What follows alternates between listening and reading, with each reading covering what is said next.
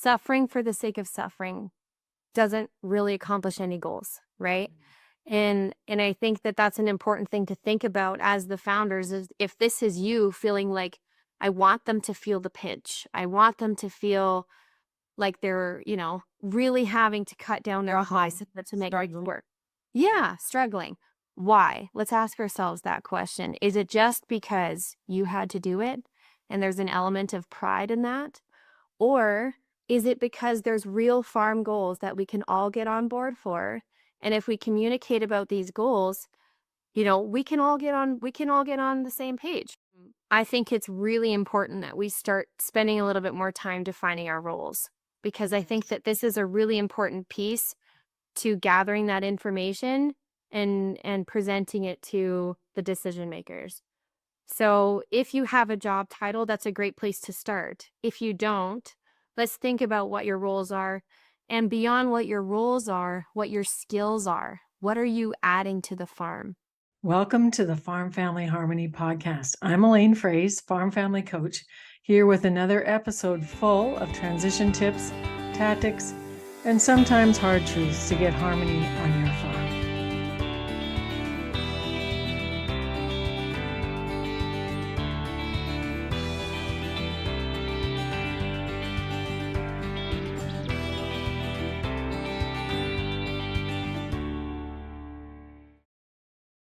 Hey there, folks. It's Elaine Froese, Farm Family Coach, and I am excited today to invite you into a conversation about how to ask for better compensation on the farm. And as many of you know, one of our coaches, Alyssa Brown from Olds, Alberta, is on our team, and she's a very creative and masterful accountant. So, Alyssa, tell our listeners today your backstory about being raised on a farm and how you got to be an accountant.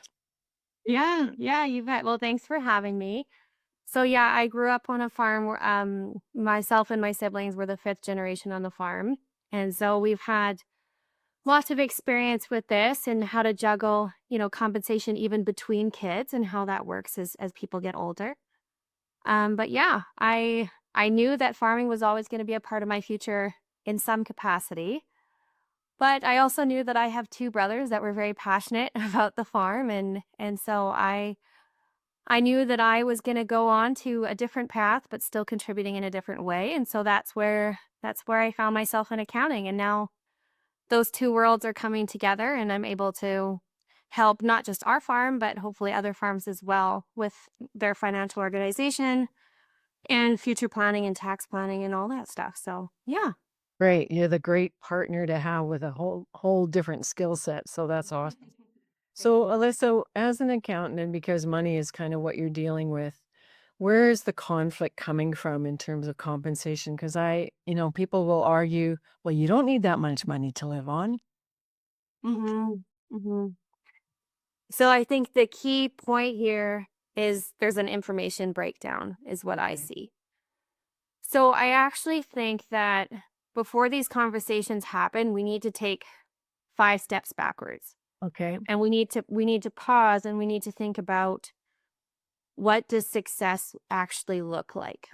And right away your answer might be getting a raise, getting more money. That's what success looks like, right? And that's part of it, but that's not the complete picture. What success looks like is the founders wanting to give you a raise. Because this isn't just a business, this is also family, right? We will be spending Easter and Christmas and all these other times with our family. And so while we might kick and scream and eventually get the raise that we wanted, is that really what success looks like? So before we even have those conversations, I think it's important to think about answering what's in it for them. What's important to them? What are the things that the farm is moving towards? What's the farm's goals as a whole? And how can your goal with increasing your salary or whatever, however you're taking your compensation, how does that also align with the farm's goals? And the more that we can get the whole picture together, the better chance that we have of getting everybody on board and then actually people wanting you to get paid more because we're in the same lane. We're going the same direction. Well, and I think what you're also speaking to is an alignment of vision and an alignment of values and goals. So everybody wants Mm. farm to grow. Everybody wants people to be happy, but yeah, everybody wants everybody to be treated fairly too. But what I have seen, and Alberta, where you live, tends to have a lot of young farmers I've met that aren't being compensated very much. So what's that about? Yeah, and I think there's a couple ways to look at this because I have had conversations with, like you said, very frustrated individuals saying, I'm thinking about an individual in particular who had a friend who was a farmhand at another farm, and he was working on his family's farm, and he was saying, this person's getting whatever it was, let's say $65,000 a year, and I'm only getting paid 40. But yet I am a part of this farm's future forever. How is that fair that we're not getting paid the same amount? And so for this individual, the important piece of information that was missing here is what benefits from the farm are you getting that this other individual is not getting as a farmhand? And once you add up all that money that you would have to pay otherwise, all of a sudden their salary, total salary was greater than this other individual because of all those other pieces, right? So two things there. You're obviously an accountant and I know you're big on data. So part of the data is we have a compensation worksheet, which we'll put in the show notes that Dick Whitman has provided, that helps people determine exactly what that number may be, Alyssa. And Dick has said it could be anywhere between $14,000, $20,000 or more a year, depending on all the perks in quotations that the farm happens to be paying for. The other thing I think that is good data is a lot of farm families that I've coached don't have a hot clue what they actually need, and need is the emphasis of Mm. family living. So does that come up in your conversation too? Like, maybe someone thinks, well, you have two off farm jobs in this family. Your husband works off farm, you're working off farm, you're not farmers, but you have, two different income streams for your family. So how do people determine their family living expense? Is that another factor about what it actually costs them to live? You bet. Yeah. And I think that those are the two approaches to the same problem, right? Looking at what you need, how much cash you need to cover your basic living. That's one approach. And but then beyond that, also looking at the expenses that the farm is covering that are included in other people's salary, right? Because they have to pay those expenses their own. Both of those pieces are what I think comes together for that full and complete picture. Because just looking at what you need and that's it, that doesn't feel complete because that's where this individual was frustrated because he was looking at what he needs and then his salary being $40,000 a year, and he's saying that's not fair. So in that case, the rest of the picture was what else are you getting from the farm? If we can put a dollar figure to that, what does that come to the end? And that all that comes together to form that complete picture. Yeah. Um, the other thing I think also plays into it, Alyssa, if what if you have a low maintenance spouse versus a high maintenance spouse? Yeah. That's a pretty that's a pretty that's a pretty controversial, politically not correct thing to say. But I'll just tell this story and then you can speak to this because I did write a blog about this whole compensation thing that people can find on my website, and we'll also attach it to the show notes. But I remember distinctly this young woman who was now 20, 30 years into her marriage, and she said, Elaine, when we got married, all of the money, extra disposable income went towards debt. We bought a tractor, we bought land, we really leaned in hard to farm assets. Whereas her sister-in-law leaned really hard into being Martha Stewart or Joanna Gaines or whatever, it was all about things that didn't make money like the house. So here we are now 25 years later, and there's a very different economic scenario. And it's not to be sexist or judgmental against how women choose to spend money. My point is, everybody makes money financial decisions. And hopefully, as a couple, you're aligned in what, like you said before, the big picture of your definition of success. So, their definition of success was let's scrape together as much disposable income we can as possible to address debt. And how is that part of the compensation issue? Yeah, I think that there's a few ways to look at this, and obviously I'm not a marriage counselor, that's for Oh. sure, but I do think it's important for couples to be having these conversations before these compensation conversations happen with the founders or the other important farm partners who are going to make this decision about the increase in wages. So I think that it's super important to get on the same page. And that might not be on the same page with everything, right? Right. But maybe it's the same page for what specifically we're asking for right now. And I think that that's really important. And when you've got these two different goals, like you said, one family who's putting all of their extra cash into growing the farm assets, I think that should be a part of the compensation discussion. How is the farm benefiting from this investment that they've got going on, and how is that going to be paid back to them over time if the farm is using this equipment? And so I think that should be an important part of the conversation. But first and foremost, I think husband and wife need to be on the same page before these conversations happen, because I've seen, you know, wife has these goals, husband has these goals. Husband goes to mom and dad and says, "This is what we need." And then wife says, "Why the heck did you ask for that? That's not at all what we need." But it's because they didn't have these conversations. And so now mom and dad aren't sure what kids actually need because they're fighting amongst themselves trying to figure out what they need. So it just puts the whole conversation on a pause until things can get figured out. So we might as well get that over with first and then come to the table with solid information. So the do you want to talk a little bit more then too about what have you seen young farmers? We have a lot of young farmers listening to this podcast while they're checking cows and doing the dairy and being on the crops kind of thing. What are good ways for them to figure out what they actually can move over onto the farm side, Alyssa? How do you help have that discussion about getting them secure as a family for what they need for family living, and then looking at where the possibilities are for cash flow and disposable income going towards debt? Yeah, I think it all comes back to thinking about what cash is leaving your bank account right now. Okay. And I think that that's the most important base. And once we establish the actual cash need, then we can look at beyond your cash need. If you're getting additional income from the farm, how can we maximize that cash? So Mhm. whether that's, buying the farm assets like you said, or maybe that's investing in something else that's going to complement the farm's goals.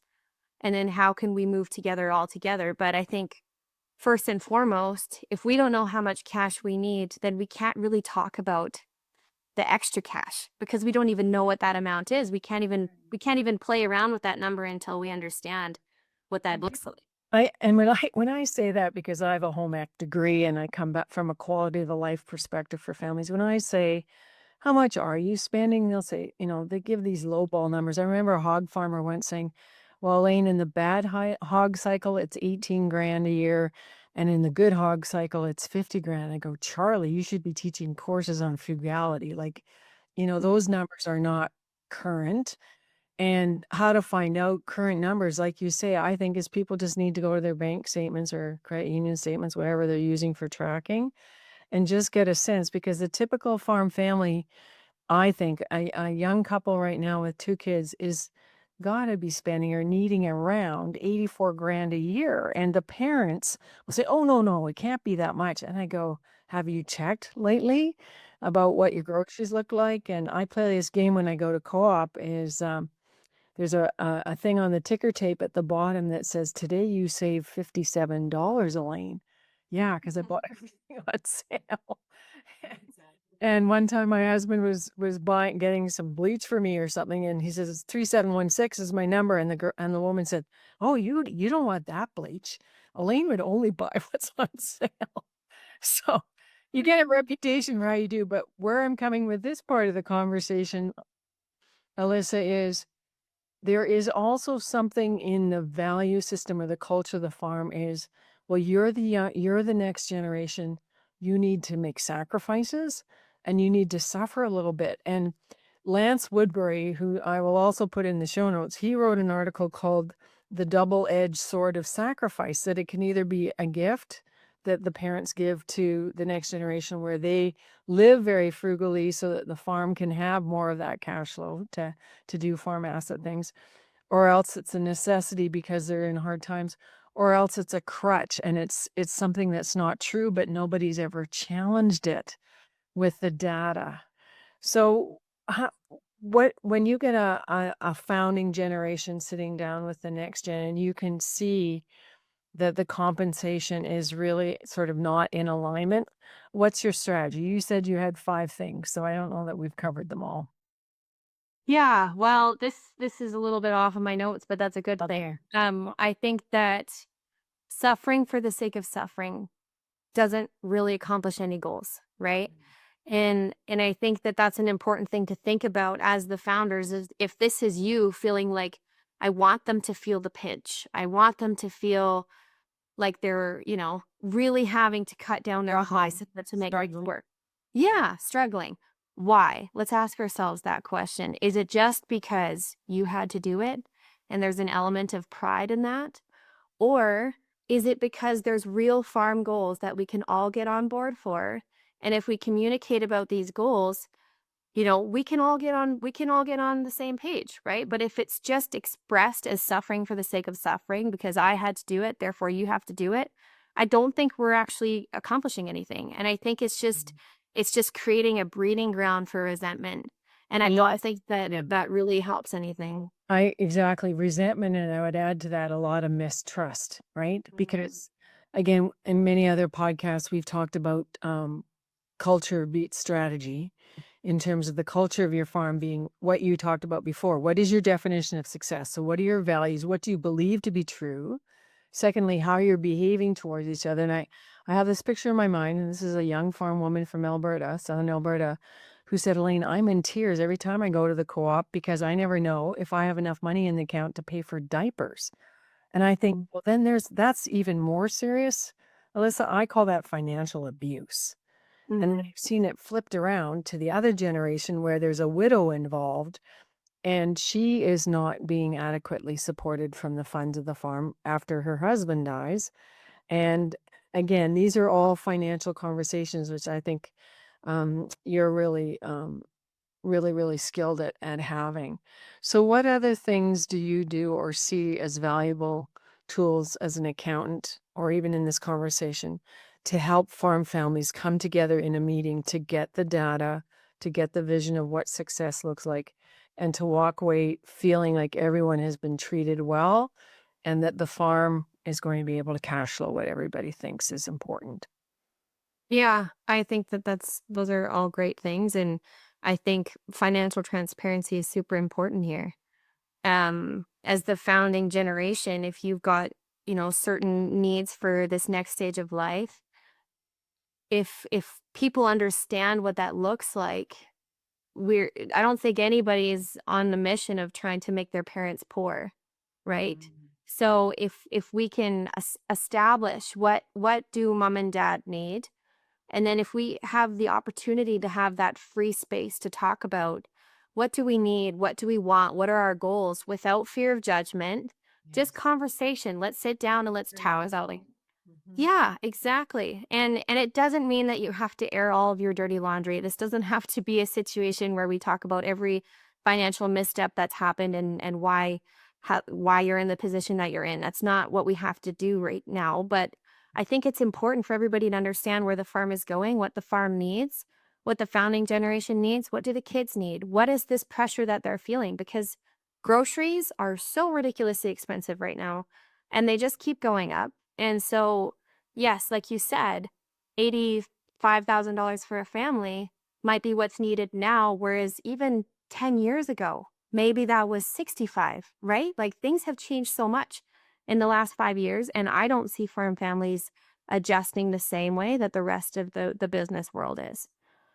So I think that it's important to have that time to have that conversation. And I don't think that time is necessarily when you're in the shop in the middle of a project. No. We need to book this time. We need to have uninterrupted, no cell phone conversation time with our families and really understand where people are coming from and the why behind the way that they're feeling.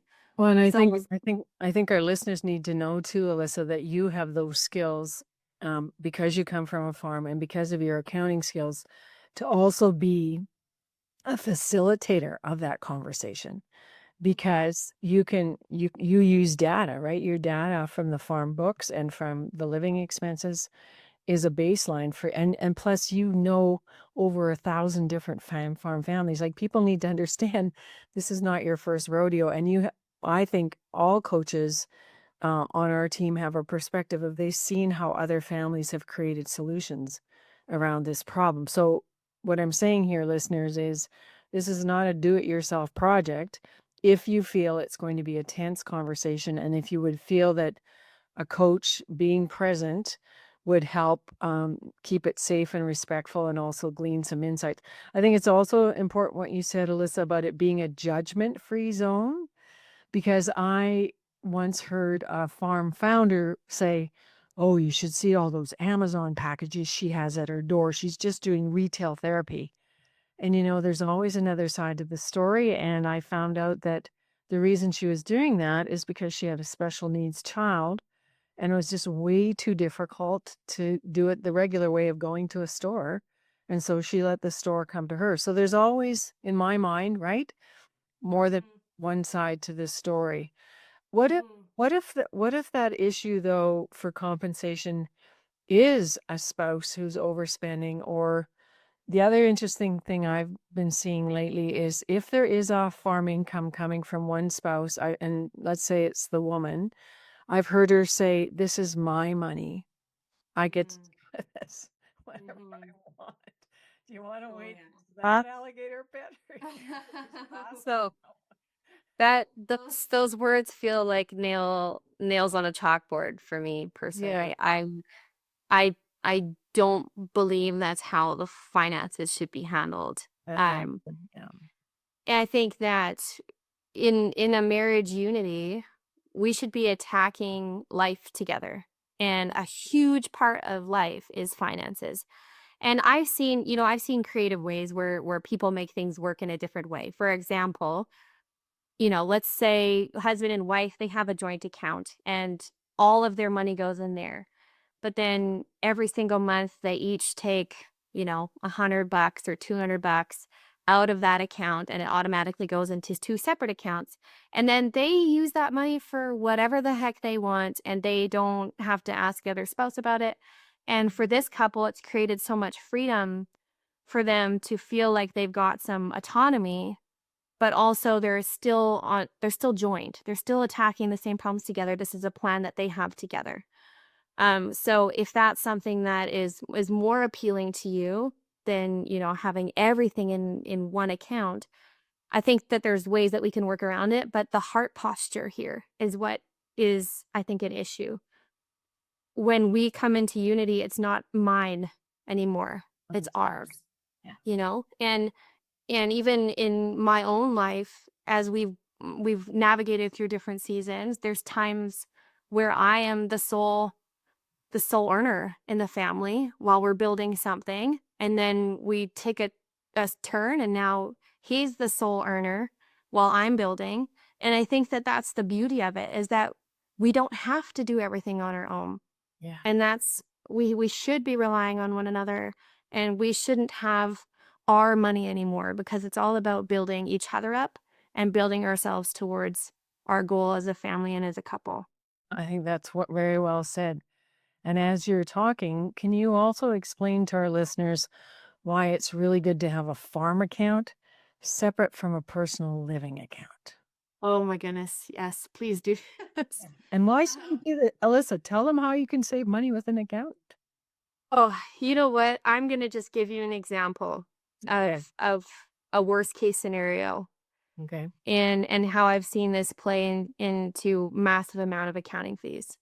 I've worked with an individual who has this is slightly different. They have 3 businesses and they all have their own accounts, but they all pay for each other's things and there's no tracking of what was paid for this company and it honestly, I Mhm. bet you this individual probably pays about $10,000 alone just for us to clean up this mess. Mhm. And so have had they used each account for their appropriate Business. operations, Yeah. right there, $10,000 savings. So it's not just about what's easier for you because it can save you a massive amount of money in the end.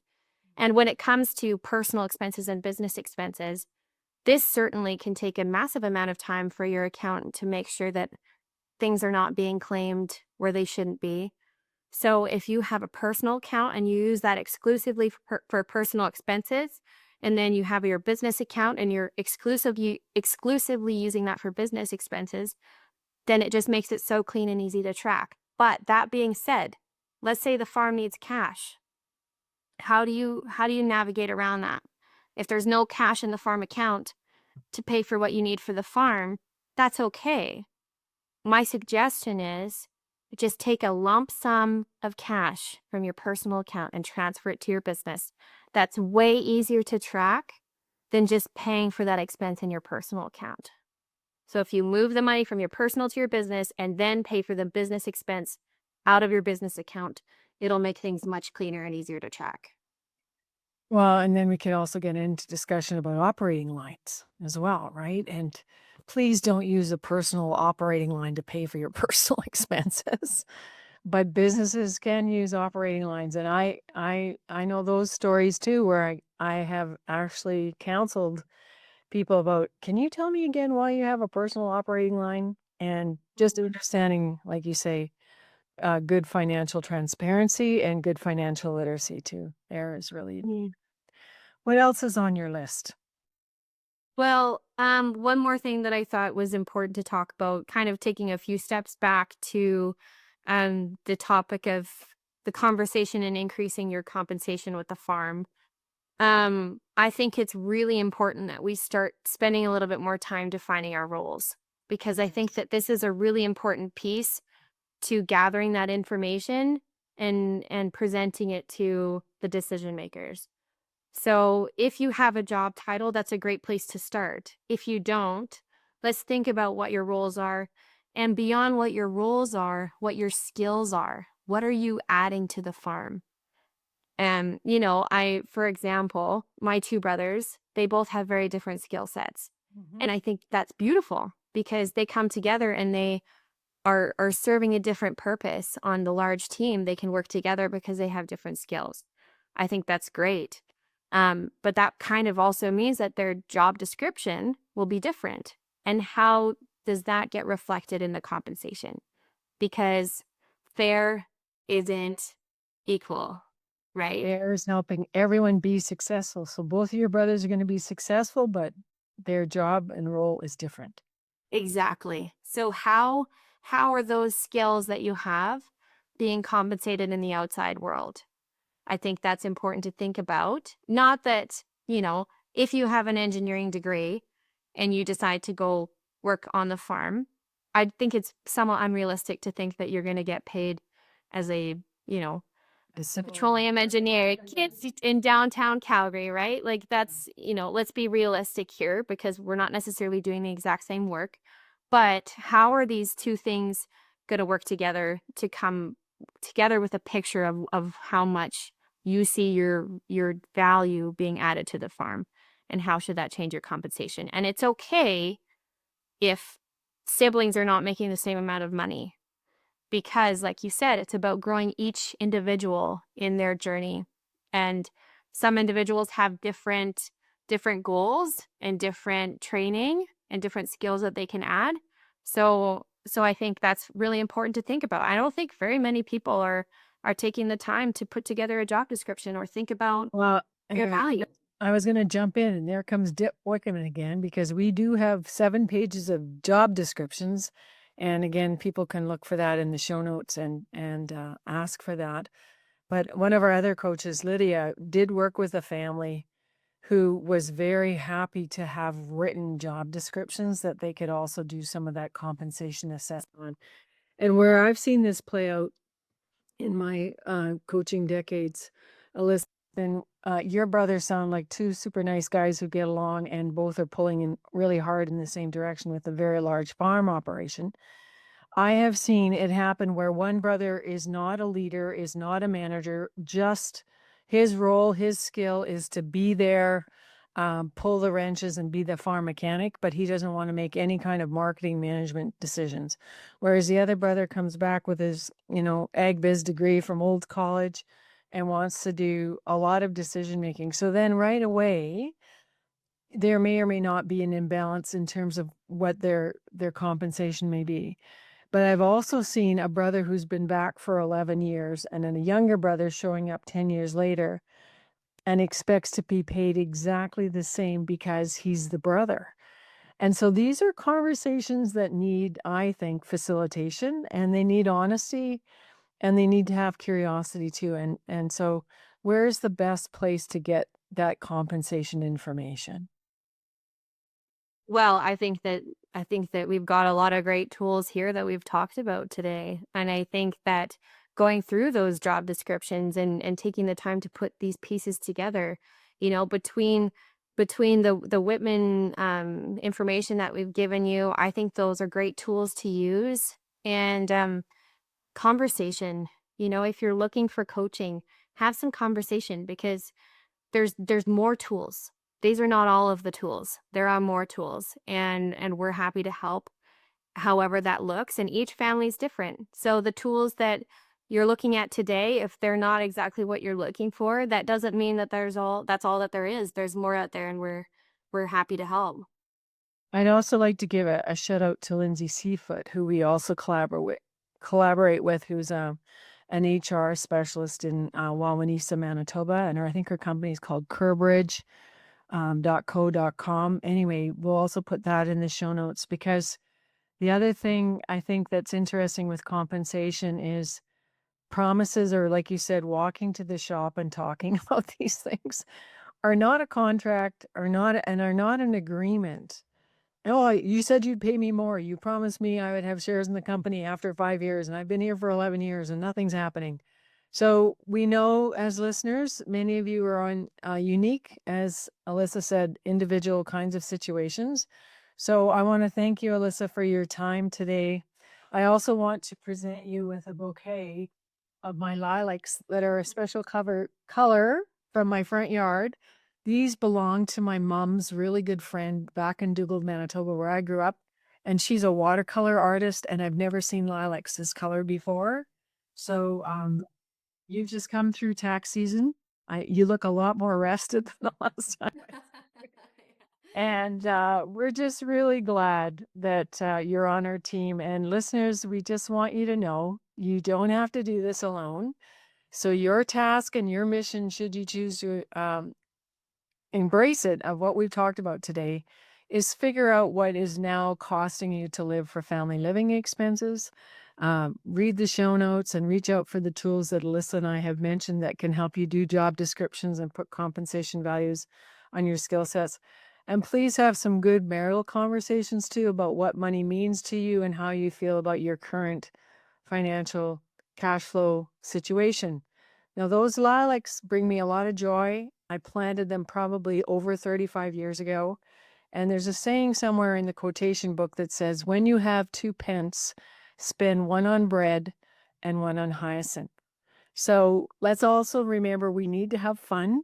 We need to have beauty in our lives, and we need to take good care of each other. So Alyssa, until the next time we do another podcast together, thank you so much. And listeners, please share this far and wide. Send it to your friend who you know is struggling and needs some encouragement. And we'll see you next time. And hopefully also we'll have you sign up for our membership, which the cart opens again in October. So bye for now. Thanks for joining us. Take care. Thank you. Bye. You've got a lot on your shoulders. The farm's future, your family's harmony, and family meetings that don't seem to go anywhere, and all these things that you wish you could say but can't. You're walking on eggshells every time succession planning comes up. Well, what if you could have all of these conversations around transition without the conflict? For the first time ever, my Farm Family Transition membership is offering a 14-day free trial. So be sure to sign up between September 5th to October 5th so that your whole family can get easy access to some of the most powerful lessons and tools in our program. It's like peeking behind the curtain as to what's actually in our membership hub. You'll learn how to talk about what's been left unsaid. You navigate conflict by tools for talking about tough issues coming for curiosity. You won't lose connection, and you'll be able to start working towards holding family meetings that lead to action. You'll even get a 30-minute free discovery call with me, which is actually a $180 value. So stop waiting it out. Stop being in the neutral zone. Stop the pain of not knowing and go to farmfamilycoach.com and click membership to start your free trial. That's what you're going to do now to find clarity that you've been looking for. Hope to see you there. Don't delay. Do it today.